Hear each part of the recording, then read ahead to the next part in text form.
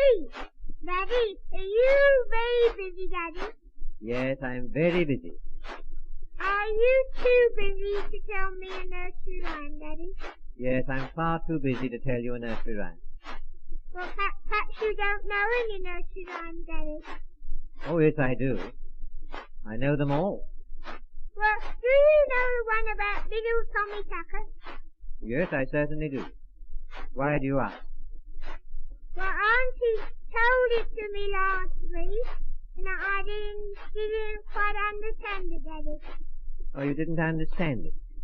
Well, it's quite a simple little nursery rhyme that anybody ought to be able to understand. Well, I didn't understand it, Daddy. It's a pity you're too busy, Daddy, isn't it, Daddy? Well, I'm not too busy to tell you that little one. It goes like this. Little Tommy Tucker sang for his supper. What did he sing? Oh, I expect he sang the Bluebells of Scotland. Wow. And if I sang the Bluebells of Scotland, would I have some supper? Certainly, if it was supper time. Does everybody who sings the Bluebells of Scotland get some supper, Daddy? Oh, I'm not sure. But I should think that anybody deserves some sort of reward for singing a song, even if it's only a meal. And did Tommy Tucker sing it beautifully nicely, Daddy? Oh, I expect he did. And supposing Tommy Tucker had sung it very, very badly, Daddy, would he have had any supper then? Oh, I don't suppose it would have mattered very much how he sang it, so long as he sang.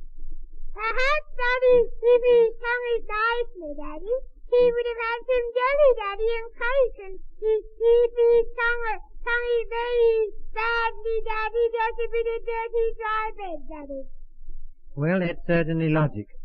Well, go on, Daddy. All right. Little Tommy Tucker sang for his supper. What did he sing for? White bread and butter. Is that all?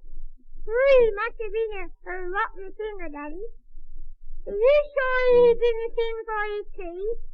Now look here, do you want me to tell you about little Tommy Tucker, or do you simply want to ask questions? Now what is it? Shall I go on?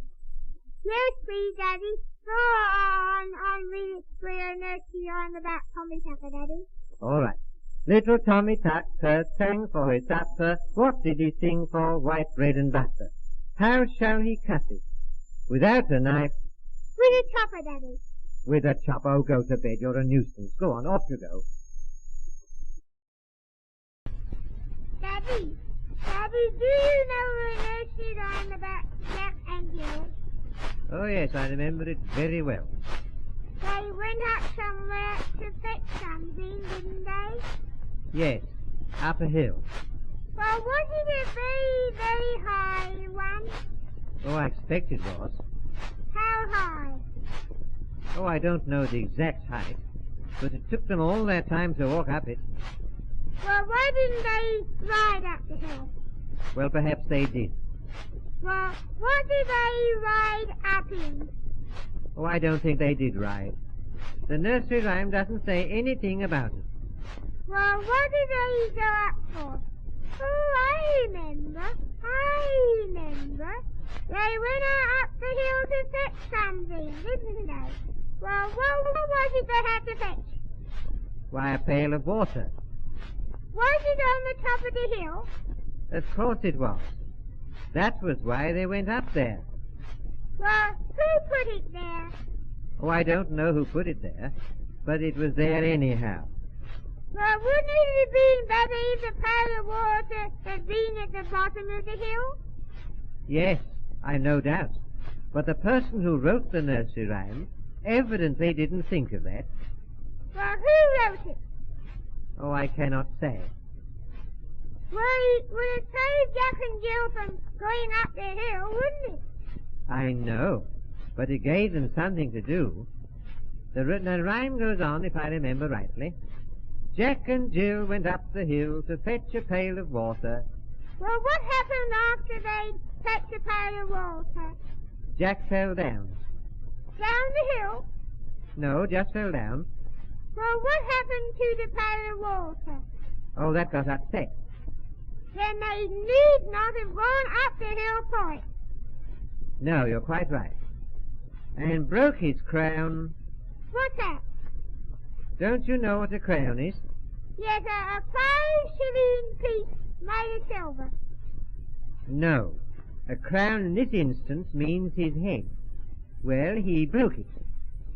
Broke it in half? No, just broke it. Broke it off? No, broke it off, certainly not. Just cracked it. You see, Jack and Jill went up the hill to fetch a pail of water. Jack fell down and broke his crown, and Jill came tumbling after. After what? After what? Oh, dear. Here's a penny. Go and buy yourself an orange, and don't worry me any more tonight.